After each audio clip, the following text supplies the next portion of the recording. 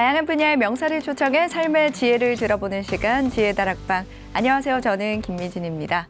오늘 이 시간은 지난주 우리에게 따뜻한 강연으로 울림을 주었던 정양수 가정의학과 전문의 모셨습니다. 큰 박수로 맞이해 주시기 바랍니다.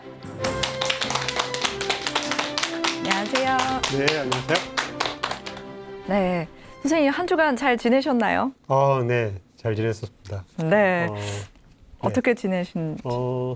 그러니까 지금 봄이잖아요, 그죠? 네. 봄이라서 등산도 가고, 아, 그리고 오늘 제가 소개해드릴 이 식이 방법을 네. 제가 직접 실천하고 있습니다. 아, 좀 좋아진 것 같지 않나요? 얼굴색이 훨씬 더 좋아지신 네, 것 같아요. 네. 그럼 오늘 강연은 우리 생활에서 건강을 지키는 그런 시기와 관련된 강연인가요? 맞습니다. 식이에 대한 강연입니다. 네. 사실 시기는 모든 사람들의 관심사이기도 하거든요. 특히 여성분들에게는 다이어트에 시기는 정말 필수 요소라고 보고 있는데 어떤 강연을 해주실 건가요? 네, 제가 오늘 소개해드릴 강의는 생활 속에서 쉽게 실천할 수 있는 방법을 여러분들한테 소개해드릴 겁니다. 건강을 지킬 수 있는 식이 방법. 네. 굉장히 많이 기대가 되는데요. 그럼 바로 강연 청해 듣도록 하겠습니다. 여러분 오늘 귀 쫑긋 세우고 함께 들어주시죠. 큰 박수 부탁드립니다.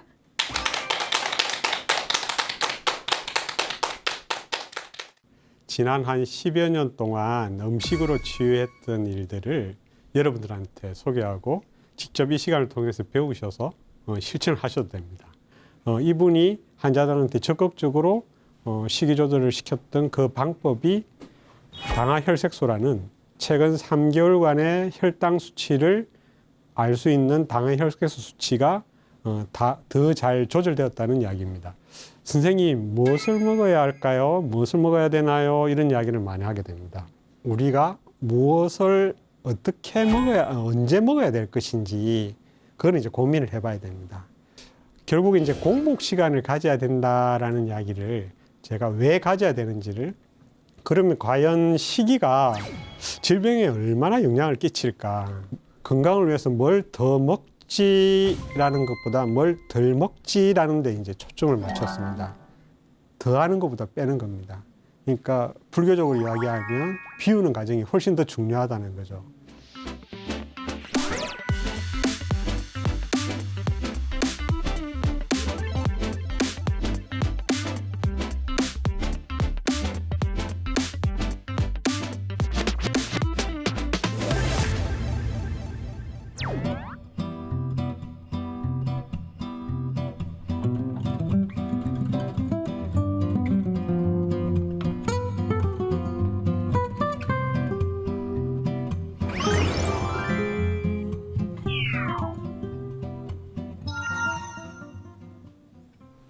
네, 오늘은 특히 음식에 대한 이야기를 좀 하겠습니다. 제가 지난 한 10여 년 동안 음식으로 치유했던 일들을 여러분들한테 소개하고 직접 이 시간을 통해서 배우셔서 실천을 하셔도 됩니다. 그에 대한 이야기를 이어가겠습니다. 제가 음식에 대해서 본격적으로 관심을 가지게 된 거는 저랑 같이 사진을 찍은 이분입니다. 지난 1월 달에 그 이세돌의 고향이 나는 비검도에 가서 이제 자전거를 타면서 같이 찍었던 곳입니다. 저랑 12살 차이가 나는 띠동갑이고요. 저랑은 불교를 대해서도 굉장히 토론을 많이 하시는 분입니다. 같은 의사이고요. 이분이 저랑 같이 근무하게 되면서 제가 본격적으로 먹는 것에 대해서 관심을 가지게 되었습니다. 의사임에도 불구하고 제가 환자들한테 당뇨병이 있으면 꼭 약을 처방해야 된다는 고정관념을 갖고 있었는데 이분은 그때 당시, 그때가 언제였냐면 2003년도였으니까 지금으로부터 한 18년 전에 처음 만나 뵀을 때 당뇨병을 갖고 있는데 약을 안 드시면서 이제 잘 지내고 계신 겁니다. 이분은 30대 초반에 당뇨병을 처음 앓고 힘든 과정을 거쳤는데 어떤 계기를 통해서 음식을 통해서 이제 본인이 식이 조절하고 운동을 통해서 잘 조절하셨던 그런 분인데 이제 둘이서 같은 병원에 근무하게 되면서 본격적으로 이제 음식에 대해서 의학 저널을 찾기 시작했고 그걸 통해서 이걸 환자들한테 적용하면 되겠구나라는 생각이 들었었습니다. 지금도 이분은 당뇨병을 갖고 있음에도 불구하고 그렇다고 해서 당뇨병이 갖고 있는 사람들이 생활 습관을 실천하지 않으면 당연히 당뇨병이 다시 나타나게 되는데 생활 습관을 통해서 실제로 어떻게 잘 관리하는지 또 환자분들이 어떻게 관리를 하면 되는지 또는 본인이 혹시 당뇨병 위험성이 있으면 오늘 강의를 통해서 어떻게 조절하면 되는지 그런 것들을 포함해서 좀 알려드리겠습니다. 실제로 당뇨병을 가지고 이제 이렇게 진료하는 의사들이 있습니다. 이분은 닐 버나드라는 의사인데요. 이분은 미국에서 책임 있는 의료를 위한 의사회 회장을 역임하셨기도 하고 실제로 본인이 당뇨병 환자를 보면서 진료했던 것을 의학 논문에도 많이 내셨던 분입니다. 이분이 강조했던 것은 통곡식과 건강한 단백질인 콩 그리고 채소랑 적당량의 과일을 항상 실천에 옮기게끔 해서 실제로 당뇨병 환자들이 지금 보시는 것처럼 좋은 결과를 가져왔다는 논문을 냈습니다. 물론 이제 영어로 되어 있어서 복잡한 이야기이긴 하지만 이분이 주장했던 그런 결과들이 어떻게 나와 있느냐 하면은 실제로 미국 당뇨병 학회에서 권해주는 방법으로 혈당을 조절하는 방법보다 이분이 환자들한테 적극적으로 식이 조절을 시켰던 그 방법이 당화혈색소라는 최근 3개월간의 혈당 수치를 알 수 있는 당화혈색소 수치가 더 잘 조절되었다는 이야기입니다. 예. 그럼 이제 이런 것들을 진료 현장에서 제가 배우고 난 뒤에 어떻게 적용할까 저는 이제 고민을 했던 거죠. 그때가 한 18년 전부터 이제 시작되었으니까. 그래서 환자분들한테 제가 이렇게 프린트물을 직접 만들어서 이제 나눠주기 시작했습니다. 건강한 생활 습관을 가지기 위해서는 식이에 대한 이야기들이 이렇게 쭉 적어서 환자들한테 일일이 설명을 해줬었습니다.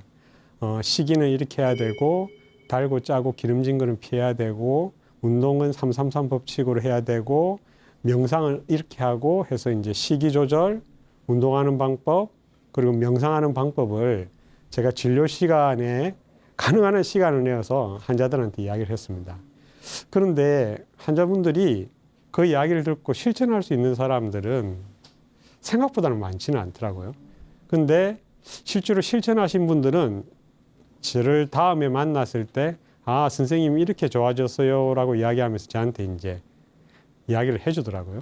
그래서 제가, 이런 분들한테 어떻게 하면 보다 더 잘 실천할 수 있는 방법을 또 이제 계속 고민하고 있었던 거죠. 진료 현장에서 제일 많이 듣는 이야기가 이런 이야기입니다. 선생님, 무엇을 먹어야 할까요? 무엇을 먹어야 되나요? 이런 이야기를 많이 하게 됩니다. 그러면 이제 이렇게 질문을 받은 의사들은 대부분 의과대학 교과과정에서 배우지는 않습니다. 저도 따로 공부를 했고 그에 대해서 굉장히 관심을 가졌던 거지 의사들한테 다른 교과를 가르쳐 주기도 시간이 벅찬데 이런 영양학까지 또는 환자들한테 뭘 먹어야 될 것까지 아주 구체적으로 가르쳐 주지는 않습니다. 그래서 저는 그거를 환자분들이 정말 필요한 이야기니까 따로 이제 뒤지면서 실제로 환자들한테 적용할 수 있는 방법을 이제 연구를 했던 거죠. 네. 이제 제가 진료를 보면서 가끔씩 이제 오시는 분들한테 이제 문자로 주고받는 일이 있습니다. 예를 들면 이분은 쉽게 이야기하면 이제 회사에서 술상무예요. 늘 술을 달고 살고 있는 사람이라서 우리 병원에 이제 검진을 하러 왔던 한 10몇 년 전에 검진을 하러 왔던 분인데 이분한테 제가 이제 제안을 한 거죠. 누가 옆에서 술 마시자고 쿡쿡 찌르면 저 사진을 꼭 보여주라. 내시경 사진을 보여주면서 의사 선생님을 약속했다. 나는 술을 한 달 동안 끊기로 했다. 그래서 이제 제가 저 사진을 보여주면서 그 환자분들한테 반드시 실천하고 한 달 뒤에 나한테 보고해라 했습니다. 근데 이분은 한 달 뒤에 저한테 저렇게 문자를 보냈습니다. 검주 성공했다고. 그리고 감사하다고. 그래서 자신감이 생겼다고 그렇게 이야기를 했습니다. 제가 적어도 술을 계속 달고 사는 사람들은 아마 평생을 술을 끊어본 사람들이 없을 겁니다. 그런 분들한테 한 달간만 술을 끊어보는 게 어떨까 이제 제안을 드리는데 이분은 이제 성공을 해서 저한테 문자를 날렸습니다. 그러면 과연 시기가 질병에 얼마나 영향을 끼칠까 궁금하시잖아요, 그렇죠? 네, 여러분들도 아마 궁금하실 건데 실제로 우리가 이제 이거는 이제 암에 대한 이야기는 하지만 암이라든지 뭐 혈관 질환들도 마찬가지입니다. 암에 대한 이야기는 하지만 우리가 조상 탓이라고 생각하는 유전적 요인은 불과 한 5 내지 10%에 해당됩니다. 그 나머지는 생활 습관과 관련되어 있는 건데 특히 이 시기가 30 내지 35% 차지합니다. 단일 인자 중에서는 제일 많이 차지하게 되는 거죠. 물론 이제 두 번째가 담배가 끼치는 영향이 한 25 내지 30% 정도고, 그러니까 담배 끊고 제대로 식이만 하게 되면 50% 이상은 이제 예방이 가능하고 또 건강해질 수 있다는 이야기고, 저 그림을 보면서 저 논문을 보면서 제가 식이가 정말 중요하구나. 환자들한테 반드시 실천하게끔 만들어야 되겠다. 그래서 각 암별로 실제로 시기가 영향을 끼치는 것을 보니까 특히 지금 현재 한국인들이 굉장히 많이 앓고 있는 그리고 많이 발견하게 되는 대장암이 무려 70%를 차지합니다. 그 외에 이제 지금 여성들이 많이 앓게 되는 유방암, 점점 많아집니다. 많아지는데 유방암도 시기가 차지하는 비중이 50% 차지합니다.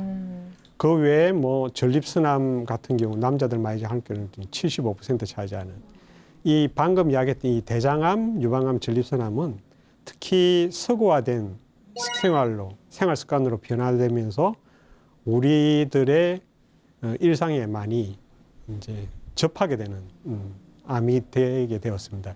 옛날에는 대장암이 그렇게 많지 않았고 유방암도 그렇게 많지 않았는데 최근에 많이 발견하게 되고 심심치 않게 주변에도 아마 저런 것들을 앓고 있는 분들이 많아졌을 겁니다. 네.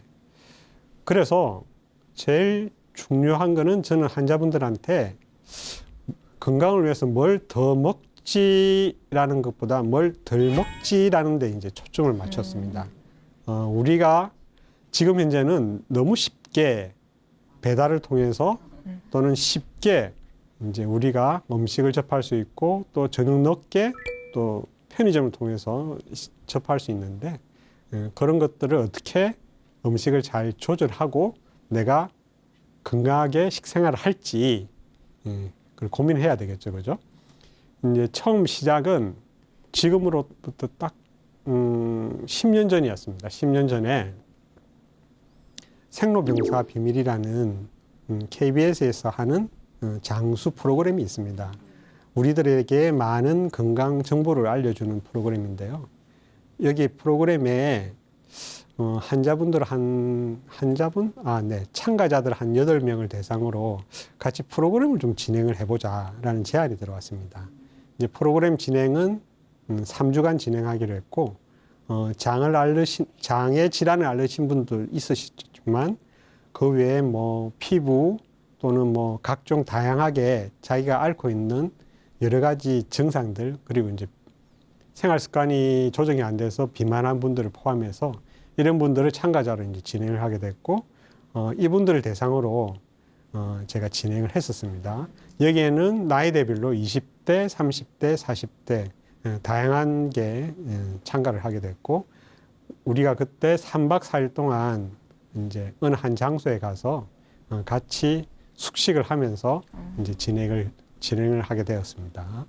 그러면서 이분들이 얼마나 좋아졌는지를 이제 봤는데, 제가 할 때 이분들도 다양하게 좋아졌겠지만 제 자신을 가지고 그때도 이제 실험했던 거죠. 제가 그전에는 사실은 어떤 방법이 좋을까 제 자신한테 하기 위해서 단식도 해봤고, 다양한 종류의 이제 시도를 해봤는데, 이렇게 일정 정도 시간을 두고 해본 거는 이때가 본격적인 거는 처음이었습니다. 그런데 놀랍게도 제가 그때 그 전에 건강검진을 받았을 때보다도 그 후에 건강검진을 받았을 때의 결과가 체중이 이제 물론 이제 그 뒤에 관리를 조금 더 잘 해서 그때 당시에 한 7kg 정도 감량을 했고 그 외에도 이제 허리 둘레 3cm 그 외에 총 콜레스테롤 뭐 나쁜 콜레스테롤 좋은 콜레스테롤 그 외에 이제 감마 GTP라는 이게 이제 환경오염 물질들을 내 몸 안에 얼마나 쌓여 있는지를 간접적으로 알 수 있는 수치인데요. 이 수치들까지 모든 것이 완벽하게 이제 좋아진 것을 제가 그러니까 같이 하면서 제가 건강해진 거죠. 네. 그러면서 이제 본격적으로 이제 프로그램 진행하기 시작했습니다. 한 달에 한 번씩은 진행을 했었던 것 같아요. 이제 다양하게 했는데 이제 이 모임은 이제 유기농을 하는 한살림에서 진행을 했었는데 제가 이 모임에서 특히 기억에 남는 게 이제 아빠들이었습니다. 아빠들 20명이 저렇게 앞치마를 두르고 이제 제가 하는 식이 방법을 실제로 요리를 하고 그거를 3주간 실천하게끔 만드는 아빠들이었습니다. 그때는 실제로 암을 앓고 난 후에 아빠도 있었고 뭐 콜레스테롤이 높았던 아빠들도 있었고 각자가 뭐 혈압이 높은 분들도 있고 당뇨병도 있는 분도 있었고 다양하게 이제 질병을 앓고 있으신 분들도 포함해서 나는 살을 좀 더 빼고 싶다는 분들 포함해서 이제 같이 했습니다. 그런데 아빠들이 저렇게 앞치마를 두르고 잘 따라 하더라고요. 그리고 실제로 잘 따라한 거를 실제로 3주간 잘 실천해서 제가 이제 3주 뒤에 다시 만나보니 다들 건강한 모습으로 변해 있는 모습을 보면서 아빠들도 할 수 있구나라는 걸 느꼈습니다. 왜 제가 아빠들을 이렇게 말씀드리냐 하면은 건강해지기 위해서 무슨 뭐 캠프를 진행하거나 또는 뭐 강연을 하면 대부분 엄마들이 와요. 엄마들이 또는 그래서 그런지 남자들이 여자들보다 평균 수명이 전 세계적으로 6년이 짧더라고요. 물론 이제 다른 요인들도 있겠지만 아빠들보다는 아마 엄마들이 그래도 건강을 잘 챙길 것 같아요. 네, 건강을 또 잘 챙기고 그리고 나름대로는 또 스트레스도 잘 풀고 하는 것 같아요. 네, 그래서 제가 인상적이었던 그 프로그램이었고요. 그래서 이제 본격적으로 그러면 이제 우리가 무엇을 어떻게 먹어야 언제 먹어야 될 것인지 그걸 이제 고민을 해봐야 됩니다. 여러분들도 잘 아시는 간헐적 단식, 그게 이제 언제 먹어야 될까의 이야기인데요. 그 전까지는 뭐 무엇을 먹는지에 대한 이야기를 하다가 최근에 이제 간헐적 단식 이야기가 나오면서 언제 먹어야 될 건지 이야기가 나왔는데 제가 생각할 때는 두 가지가 항상 같이 고민해야 되는 거였습니다. 그래서 무엇을 그럼 얼마나 공복 시간을 두고 먹어야 될 것인지 이제 그 이야기들을 제가 풀어내겠습니다. 첫 번째 이제 무엇을 먹어야 될 것인지의 문제인데 딱 봐도 알겠죠, 그죠? 왼쪽이 나은가요, 오른쪽이 나은가요? 그렇죠. 네. 제가 이제 강의를 하면서 어떤 음식이 건강한 음식인가요? 라고 이제 퀴즈를 내거나 또는 적어보라 그러면 이건 모르는 사람이 없더라고요. 네. 단지 실천을 안 했을 뿐이지 인스턴트 식품이 몸에 좋은가요? 하면 좋다고 생각하는 사람 아무도 없어요. 네, 네. 그렇듯이 우리가 무엇을 먹어야 될 것인지는 대부분 다 알고 지냅니다. 알고 지내는데 이거를 조금 더 구체적으로 이제 들어가야 되겠죠. 그리고 이제 언제라는 이야기입니다. 언제라는 이야기 나오는데 결국 이제 공복 시간을 가져야 된다라는 이야기를 제가 왜 가져야 되는지를 제가 뒤에 풀어내겠습니다. 네. 그리고 또 한 가지 고려해야 될 것 중에 하나가 쉽게 생각하면 자기 체질이라고도 할 수 있고요. 자기가 본연에 갖고 있는 고유한 특성이라고도 할 수 있는 생물학적 개체성이라는 겁니다.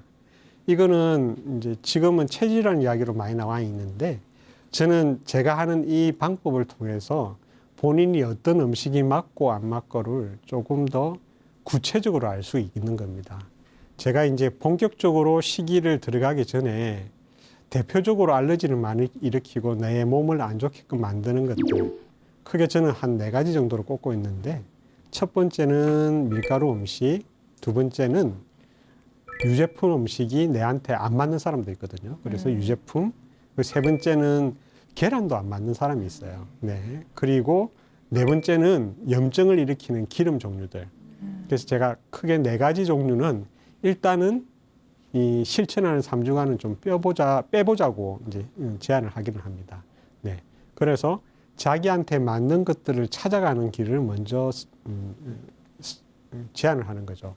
그래서 이제 염증을 일으키는 음식과 염증을 일으키지 않는 음식은 나눠지는데 그게 크게는 우리가 흔히 알고 있는 음식이 종류하고 똑같습니다. 예를 들면 흰 쌀밥보다는 현미밥이 더 좋은 거고 그리고 가공된 음식들보다는 가공하지 않는 음식이 더 좋은 거고 그런 식으로 나눠지게 되는 건데 그런 식으로 해서 염증을 일으키는 음식, 염증을 일으키지 않는 음식으로 나눠지고 그리고 제가 첫 번째로 꼽고 있는 것 중에 하나가 자기 식단에서 채소 양을 늘리는 겁니다. 우리가 지금 우리나라 사람들 중에 채소라고 일컬어지는 것들을 자기가 제대로 먹는 사람이 10%도 안 된다고 그럽니다. 물론 이제 우리가 흔히 먹는 김치가 채소라고는 생각하지만 김치는 염장식품이기 때문에 저는 가능한 한 채소 본연을 먹으라고 이야기하거든요. 채소 자체를 가능한 한 뭐 찌든지 뭐 삶든지 나물을 하든지 그렇게 채소 본연의 모습으로 되어 있는 것들을 좀 드시라고 이야기를 합니다. 그 외에 이제 과일은 항상 많이 먹는 것보다는 적당량을 드셔야 된다는 거 알고 있고요. 그리고 한 가지는 또 단백질입니다. 단백질은 하루 필요량을 정해놓고 먹는 게 좋습니다. 하루 필요량이 얘가 많게 되면 사실은 암을 일으킬 수 있고 적어지게 되면 이제 이게 면역력이 떨어져서 내가 병을 이길 수 있는 힘이 없기 때문에 단백질은 한 전체 칼로리의 20 내지 25% 자기 킬로그램당 순수 단백질로 1g 그 정도 용량이 어느 정도 되느냐 하면은 자기 손바닥만한 이 크기가 사실은 순수 단백질로 두께도 마찬가지고 손바닥만한 이 크기가 사실은 순수 단백질로 20 내지 25g이 들어가 있습니다. 고기로 치면 한 100g 해당되는 건데요. 네, 그런 정도의 양이 이제 자기가 먹는 양이니까 킬로그램당 그러니까 만약에 50kg이 나가는 사람이면 50g을 먹게 되니까 한 이 정도 되는 것들을 하루에 정도 한 2개 정도 먹는다고 생각하니까 생각보다는 많게 되겠죠, 그죠? 그래서 우리가 단백질을 놓치고 있으면 단백질을 이제 먹는 겁니다. 단백질은 물론 콩 단백질을 포함해서 뭐 어류라든지 그리고 가금류, 닭과 오리 그리고 이제 붉은 고기들로 쭉 나눠지는데 저는 가능한 한 식물성을 먼저 권하는 편입니다. 콩을 먼저 권하는 편이라서 이 순서대로 단백질을 이제 저는 정해놓고 먹습니다. 그래서 단백질은 그 정도 드시면 된다라는 이야기를 하고요. 그리고 이제 우리가 가공식품이라고 일컬어지는 거에도 당이 들어가지만 숨어있는 당이 많습니다. 예를 들면 안동 찜닭을 시켰는데 그 안에 찜닭이니까 좋겠지 생각하는데 실제로 이제 국물에 보면 그 당도를 측정해 보면 블릭스로 측정해 보니까 한 30이 넘더라고요. 보통 오렌지가 한 15, 16밖에 안 되는데 어마어마한 양의 설탕이 들어가 있는 거죠. 그래서 이런 음식들을 조심해야 됩니다. 예, 그래서 숨어 있는 당을 조심해야 되는 거죠. 그래서 안동찜닭을 시키고 거기다 밥을 말아 먹거나 이러면 엄청난 양의 많은 탄수화물 먹게 되니까 그거는 조심해야 된다. 그리고 지방은 좋은 지방과 나쁜 지방은 나눠지니까 흔히 좋은 지방은 생들기름 그리고 뭐 올리브유, 견과류를 포함한 이런 것들은 좋은 지방. 나쁜 지방은 누구나 다 아시잖아요, 그죠? 제가 언급을 안 해도 다 알더라고요. 그리고 이제 조리하는 방식은 가능한 한 뭐 만약에 예를 들면 고기 같은 경우는 굽는 것보다는 쪄서 먹는 게 더 낫다. 뭐 그런 이야기입니다. 그리고 이제 양념은 가능한 한 조심해서 우리가 써야 되겠다. 이제 제가 주장하는 거는 이런 정도를 주장해서 실제로 식생활에서 자기가 이제 실천하게끔 만드는 건데요. 왼쪽에 보는 거는 무려 1100칼로리인데도 불구하고 오른쪽은 800칼로리밖에 안 됩니다. 저 안에는 뭐 각종 다양한 채소들이 다 들어가 있고 탄수화물 종류를 조금 더 이렇게 줄였던 거죠. 줄였으니까 저렇게 많은 것을 먹는데도 불구하고 칼로리는 800밖에 안 나가니까 제가 이제 추천하는 방법은 저 오른쪽 방법을 자기 식생활에 어떻게 실천할 것인지 이제 해야 되는 거죠. 그리고 이제 공복 시간을 가지는 문제인데요. 제가 이제 간헐적 단식이랑 그리고 이제 여기서 소개하는 단식 모방 시기. 물론 이제 이게 같은 개념입니다. 같은 개념인데 제가 소개를 해드리겠습니다. 그 우리나라 왕들이 하루에 한 몇 끼 정도를 드셨을 것 같아요? 맞습니다. 6끼입니다. 네, 6끼를 먹었는데 이제 아침에 일어나서 간편하게 이제 한 그릇 먹습니다. 이제 좀 상하지 않게. 그리고 이제 한 10시쯤 되면 정말 많이 차려서 이렇게 드시게 됩니다. 예, 거의 조반이라 그러는데요. 한상 차려서 드십니다. 그리고 점심에는 마음에다 점만 찍겠다 했는데 그래도 또 국수랑 또 뭐 이렇게 먹습니다. 뭐 만두, 떡국 이렇게 먹고요. 탄수화물이죠. 그리고 이제 3시에 또 다 가라 그래서 이제 또 드시고 또 이제 저녁에 되면 또 다시 아침에 드셨던 그런 식사를 또 드시게 됩니다. 그러니까 조석에 정말 푸짐하게 차려서 드시는 거죠. 그리고 이제 밤에 야찬까지 드시게 되는데 그래서 이걸 따져 보니까 이 조선 왕들이 27분이 계셨는데 정말 이분들이 이제 많이 드셨는데 그 이분들이 하루에 한 2끼씩 거의 뷔페 음식을 드셨던 거죠. 우리로 치면. 근데 그렇게 하지 않았던 왕이 있습니다. 이 27분의 왕들 중에서 잘 실천하셨던 분 중에 한 분이 있는데 이 많은 음식을 이제 뷔페 음식을 드셨던 거죠. 근데 이제 그렇게 실천 안 하셨던 분 중에 한 분이 사실은 영조임금이었습니다. 이분은 저기 이제 태어난 해가 1694년 돌아가신 게 1776년이니까 84세. 네. 지금으로 쳐도 평균 나이보다 오래 사셨던 거죠. 네. 지금 평균 나이가 남자가 80세니까 꽤 오래 사셨던 거죠. 근데 이분은 젊었을 때나 나이 들었을 때나 거의 비슷한 모습이잖아요. 그죠? 어진을 보면. 근데 이분은 이렇게 실천하셨어요. 음식에 대해서 말하자면 입에 맞으면 족한 거고 식전방자호는 많이 차려서 먹지 말고 좀 검소하게 먹어라. 그렇게 이야기 많이 했고 특히 저는 저 단어에 이제 초점을 맞췄습니다. 절 음식입니다. 절 음식. 절에 있는 음식은 아니고요. 음식을 절제할 수 있어야 된다는 이야기입니다. 그렇게 해서 고량진미나 또는 구걸지탐이나 하는 것들을 가능한 한 삼가하도록 했고 본인이 잔치를 벌릴 때도 그런 것들을 실천하게끔 만들었습니다. 신하들이 잔치상을 크게 벌리려 해도 말렸습니다. 말리고 그렇게 했습니다. 그렇게 하시니까 이분은 식생활을 제대로 하시니까 그렇게 오래 사셨던 거죠. 그에 비하면 식생활을 제일 안 하셨던 분이 이분입니다. 세종대왕입니다. 우리는 이제 성군이시고 정말 많은 일을 하셨고 정말 존경하시는 이분인데 실제로는 식생활은 좋지는 않았습니다. 이분은 특히 운동도 하기 싫어하고 책만 좋아했기 때문에 이렇습니다. 그래서 실제로 이분은 54세까지 사셨는데 실제 모습은 오른쪽 모습이지 않았을까라고 이제 추측도 합니다. 네, 하는데 처음에는 이제 당뇨병을 알았을 때는 저런 모습이었다가 아마 말년에 가서는 당뇨병이 심해지면서 아마 홀쭉하게 되지 않았을까라는 생각은 듭니다. 네. 여기 보면 이제 실록에 나와 있는 이야기입니다.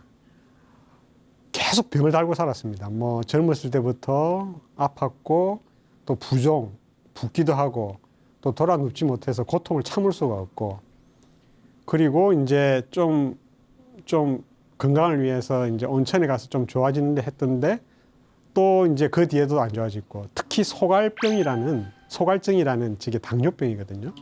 네, 당뇨병을 벌써 젊었을 때부터 앓기 시작했습니다. 네.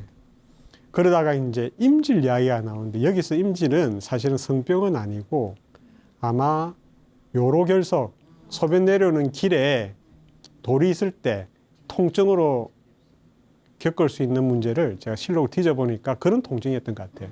이제 고개에 있었고 그리고 이제 제가 재미난 게 강무라고 하는 것들이 있는데 강무는 뭐냐면은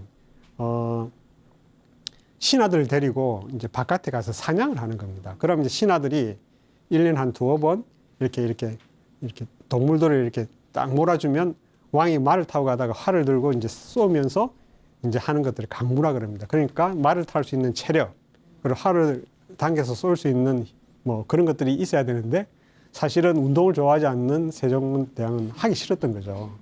그러다 보니까 실록에 그대로 적혀 있습니다. 강무를 하고 난 뒤에 뭐 눈앞에 안막을 가리고 해서 그 뒤에는 이제 좀 하기 싫다라는 이야기들이 나오는데 실제로 저게 이제 강무 때문에 생긴 게 아니고 당뇨 합병증 때문에 생긴 거죠. 네, 당뇨 합병증 때문에 생긴 건데 그것도 모르고 이제 저렇게 표현하면서 운동을 회피하려고 했던 거죠. 그러다 보니까 이제 아침 저녁으로 나오는 거 다 드시고 또 식탐도 있으셨고 많이 드셨고 그러다 보니까 당뇨병이 점점 심해져서 이제 당뇨 합병증으로 54세 때 이제 돌아가셨던 겁니다. 그때 돌아가실 때 처음에서는 이제 문종인 아들 문종이 이제 훈민정음을 창제할 때도 많이 도와드렸고 또 신하들도 많이 도와서 이제 그런 일들을 했던 거죠. 네.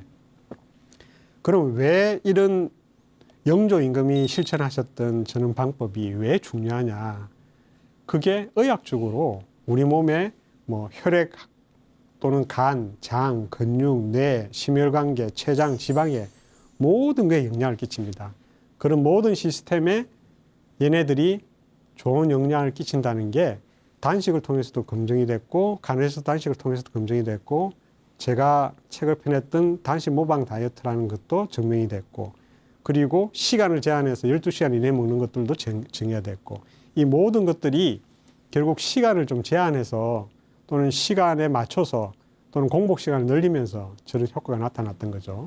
그래서 하루 21끼를 기준으로 했을 때 과연 우리가 몇 끼를 먹는지는 기준으로 살펴봤습니다. 아마 여러분들도 잘 아시는 12대 12는 그냥 12시간 공복을 지키는 거고요. 그리고 16대 8은 비어있는 시간을 16시간, 식사하는 시간을 8시간, 그리고 이제 5대2 단식은 그러니까 하루를 기준으로 한 게 16대 8이죠. 그리고 일주일을 기준으로 한 게 5대2. 이거는 하루에, 그러니까 일주일 중에 이틀은 하루에 한 끼만 먹는 걸 이야기합니다. 예. 그리고 이제 하루 굶고 하루 먹기는 진짜 하루 먹고 하루 굶기 하는 겁니다. 그리고 1일 1식은 이제 하루에 한 끼만 계속 먹게 되는 거죠. 그래서 이제 끼니가 저렇게 나눠집니다. 나눠지는데, 이거를 다 실천할 수 있느냐? 저는 자기한테 맞게끔 실천하면 된다고 생각합니다. 나는 그렇게 뭐 뚱뚱하지도 않고 다 괜찮다면 12시간 공복만 잘 유지하셔도 되고요. 조금 더 공복 시간 늘리고 싶다면 12시간부터 시작해서 13시간, 14시간 쭉 늘려셔도 됩니다. 네. 그래서 이제 제가 한 3년 전에 그 끼니 반란이라는 프로그램에 나오게 되면서 이제 제가 소개했던 이 방법은 패스팅 미미킹 다이어트입니다. 이거는 한 달을 기준으로 한 겁니다. 한 달 중에서 한 5일 정도는 정해진 식단대로 이제 먹으라는 이야기인데요. 그렇게 하면 또 아까도 이야기했던 그런 효과들이 나타나는 거고요. 제가 먹는 단식이라는 이름으로 책을 통해서 이제 소개를 했습니다. 소개를 했고, 이 이론의 핵심은 노벨 생리의학상 받은 두 가지 이론입니다. 첫 번째는 2016년 노벨 생리의학상 받은 주제입니다. 오토파지라는 건데요. 우리는 비어져 있는 시간에 오히려 우리 몸은 스스로가 정화하고 청소한다. 그리고 재생시킨다는 겁니다. 예. 그 이론이 이제 오토파지 이론이고요. 그리고 이제 2017년도 노벨 생리의학상 주제가 우리 몸은 생체 리듬에 맞게끔, 그러니까 해가 떨어지고 밤이 되면 자야 되고 또는 해가 뜨고 이러면 일어나서 활동하고 사람의 몸도 똑같이 생체 시기에 맞춰서 생체 리듬에 맞춰서 생활해야 된다라는 그 두 가지 이론을 가지고 이제 시기에 적용해서 실제로 이제 어떤 효과를 이제 봤던 거죠. 네. 그래서 이제 이걸 처음 주장했던 롱고라는 친구가 자기 책이 원래는 이제 그러니까 장수라는 책이었거든요. 롱지비티 다이어트인데 거기에 실천할 수 있는 방법 총 9가지를 이제 제시를 했습니다. 그거는 이제 제가 재구성해서 이제 보여드리는 건데 첫 번째 제일 중간에 있는 것이 뭐냐면은 체중과 허리 둘레는 가능한 한 정상 체중에 맞추는데 초점을 맞췄습니다. 만약에 체중과 허리 둘레라든지 혈액학적인 검사, 예를 들면 당뇨 수치라든지 혈액은 아니지만 혈당 수치라든지 혈압이라든지 또는 콜레스테롤 수치가 정상 범위를 벗어나 있으면 그거는 이제 정상적인 범위를 이제 찾기 위해서 이제 나머지 8가지를 잘 실천하는 건데 아까도 이야기했지만 채식 기반의 식사를 해야 된다. 그리고 탄수화물과 지방은 좋은 것과 나쁜 것을 나눠서 식사를 해야 된다. 그리고 단백질은 아까 이야기했듯이 그렇게 드셔야 된다. 그리고 그렇게 드시더라도 영양분은 골고루 갖출 수 있도록 드셔야 된다. 그리고 우리 조상들이 먹던 걸 먹어야 된다.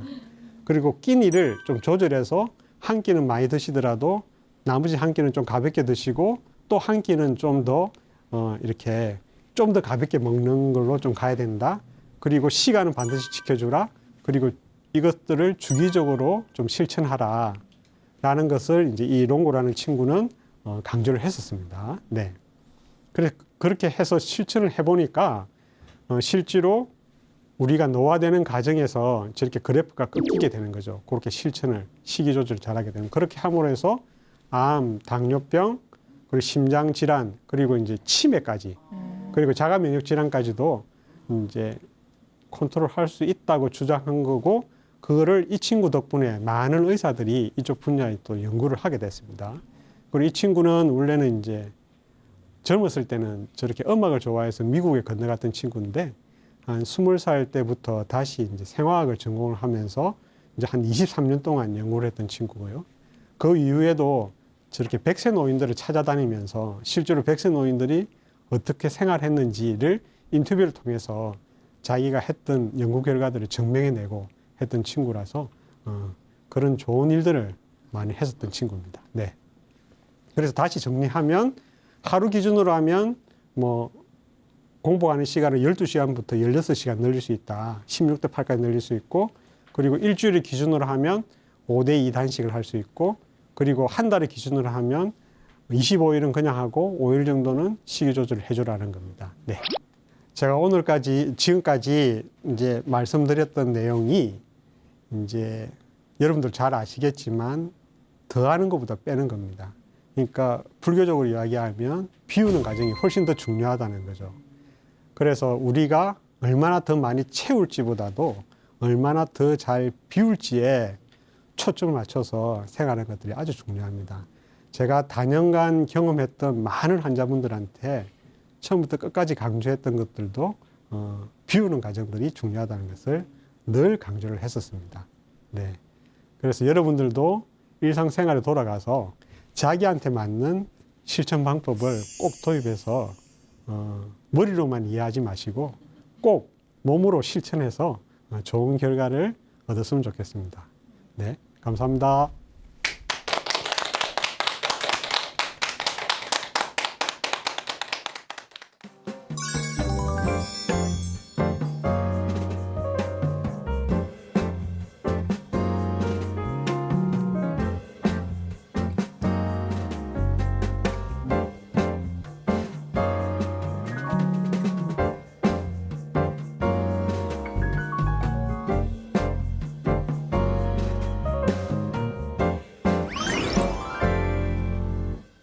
네, 오늘 강연을 들으면서 내가 먹는 것이 곧 나를 만든다라는 말이 생각이 났는데요.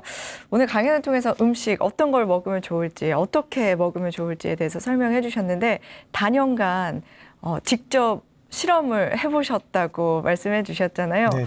다양한 실험 중에서 어떤 것이 자기 몸에 가장 맞는다고 생각을 하셨는지 좀 궁금해요. 아, 네.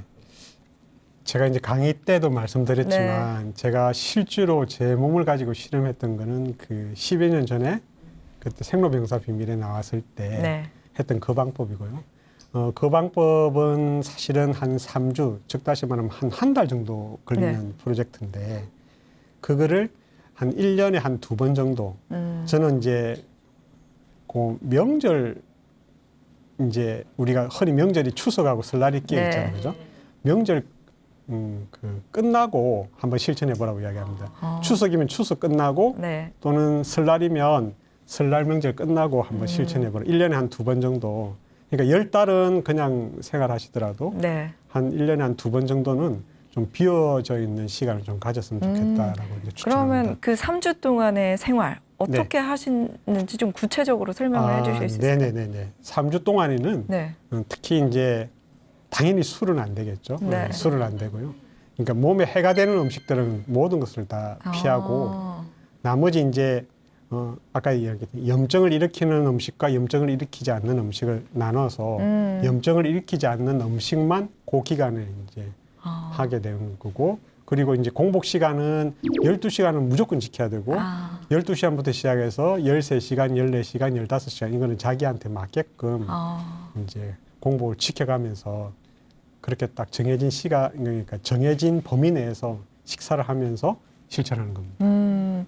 말로 들었을 때는 할 수 있겠다라는 생각이 좀 들기도 하는데 네. 모두 시청자들께서 하실 수가 있겠죠? 그렇죠. 마음만 먹으면. 네. 네, 오늘 강연을 통해서 건강 수명을 늘리는 9가지 원칙 설명을 네. 해주셨는데 기억에 남는 거는 채식 기반의 식사를 한다. 그리고 전통적으로 우리가 먹던 것을 먹어야 된다. 뭐 이런 다양한 것들을 설명해 주셨는데 그중에서 가장 중요하다고 생각하시는 거 한 3개 정도만 꼽아 주신다면요. 네. 그게 이제 총 9가지로 되어 있는데 사실은 다 같이 실천을 해야 되겠지만 제가 첫 번째 꼽고 있는 거는 제가 채소입니다. 채소. 채식을 기반해야 된다는 거. 저는 채식주의자는 아니기 때문에 only 채식, 그러니까 채소만 먹어야 된다고 주장하지는 않습니다. 그런데 적어도 우리가 식사에서 채소가 기반이 돼야 됩니다. 채소가. 그러니까 흔히 뭘 먹으러 가지라면 이제 우리는 다른 걸로 이제 고기는 먹으러 가지 하는데 오히려 식단에서 채소를 중심에 두고 다른 것들은 곁다리로 먹는다고 생각을 해야 됩니다. 그래서 채소를 기반해야 되고 두 번째는 시간을 지키는 겁니다. 시간은 굉장히 중요합니다. 제가 다시 한번 강조드리지만 자기한테 맞게끔 12시간부터 16시간까지 자기한테 맞게끔 시간을 강조하고 싶고 세 번째는 저는 늘 자기가 어떤 위치에 있는지, 자기가 뭐 혈압이 높은지, 혈당이 어떻게 되는지, 콜레스테롤 어떻게 되는지, 또는 비만한지 안 한지를 늘 체크를 하셔야 됩니다. 그래서 그 체크한 게 가능한 한 정상 범위 내에 들어갈 수 있도록 이제 맞춰야 된다는 거죠. 네. 그 3가지를 들어보니까 이 정도는 실천할 수 있겠다 싶은 생각이 드는데요. 네. 많은 분들이 오늘 강연을 듣고 나의 식습관 또 앞으로 어떻게 먹으면 좋을지 어떤 시간에 먹으면 좋을지 이걸 결정하실 수가 있을 것 같습니다. 그럼 다음 주에는 어떤 강연을 해주실지 굉장히 궁금해지는데요. 네. 다음 시간에는 제가 이제 두 번째 시간에 소개해드렸던 호스피스 이야기를 해드렸는데 그 호스피스를 실제로 제가 내 생활에 어떻게 끌어당겨서 제가 실천을 할 수 있게끔 만들었는지 내가 어떻게 계획을 잡고 인생을 살았는지 그에 대해서 제 인생 이야기를 좀 풀어낼까 생각하고 있습니다. 네. 다음 주 강연도 많이 기대가 됩니다. 오늘 강연을 통해서 많은 시청자분들께서 앞으로의 식습관, 어떤 음식을 선택할지, 언제 먹으면 좋을지 많이 배우셨을 거라고 생각합니다. 정보는 아는 것이 다가 아니라 실천할 때 정말 내 것이 될 수가 있죠. 많은 시청자분들께서 실천을 통해서 건강 꼭 챙기셨으면 좋겠습니다. 오늘 강연은 여기서 마무리하도록 하겠습니다. 함께 해주신 여러분 고맙습니다.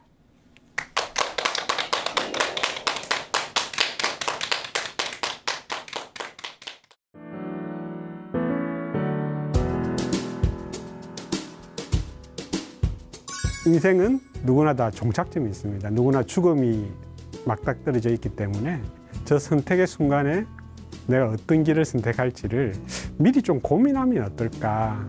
2007년부터 2017년 사이에 10년 동안 자기 자신한테 벌어질 일들 중에서 정말 가슴을 뛰게 하고 또 멋지다고 생각하는 풍광을 이제 그리게끔 만들었습니다. 미리 그려두면 어떤 선택의 상황에 닥쳤을 때 주저하지 않고 하게 되는 것 같아요. 정말 아쉬움 없이 자기 인생을 살았다고 이렇게 딱 이야기하는 그 사람들을 보면서 그 사람들이 정말 하고 싶은 일을 했기 때문에 저렇게 편안하게 생도 마감할 수 있구나라는 생각을 하게 되었습니다.